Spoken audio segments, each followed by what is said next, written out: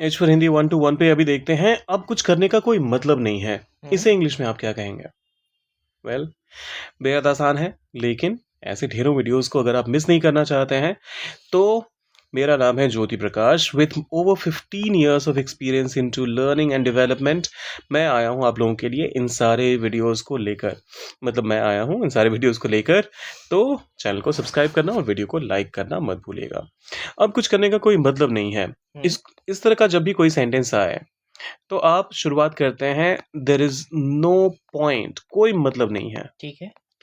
और इसके बाद कुछ करने का इन यहाँ पर जो भी एक्शन आएगा, जो भी वर्ब आएगा, उसका हमेशा आईएनजी फॉर्म आप इस्तेमाल करते हैं। ठीक है। सो इन डूइंग कुछ के लिए क्या कहें? Anything. Anything. There is no point in doing anything अब। Now. There is no point in doing anything now. There is no point in doing anything now. अच्छा, यहाँ पर इनको अगर आप ओमिट भी करते हैं तो भी बहुत सारे लोगों को आप इस तरीके से भी बोलते हुए सुनेंगे, there is no point doing anything now.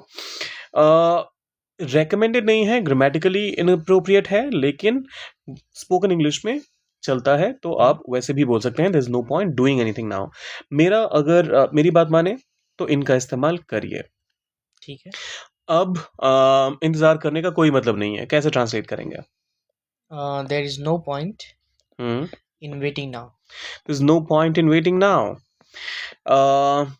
अगर मुझे कहना हो अब कॉल करने का कोई मतलब नहीं है, कोई फायदा नहीं है। There is no point in calling. अब फायदा नहीं है। अरे कोई मतलब नहीं है, कोई फायदा नहीं है की बात है। अच्छा। देयर इज नो बेनिफिट नहीं कहेंगे, देयर इज नो पॉइंट ही कहेंगे उस केस में भी। तो there is no point in calling now. ठीक है। अब उससे मिलने का कोई मतलब नहीं है। There is no point in meeting now. Meeting him और हर नाउ। सॉरी। तो इस तरीके से आप इस वाली फ्रेजिंग का करेंगे इस्तेमाल। जाने से पहले अगर आपको कुछ नया सीखने को मिला तो फिर कमेंट में लिखिए आई लाइक दिस, और जाने से पहले सब्सक्राइब, लाइक और शेयर तो करना ही है, करके जाइएगा। मिलते हैं जल्दी।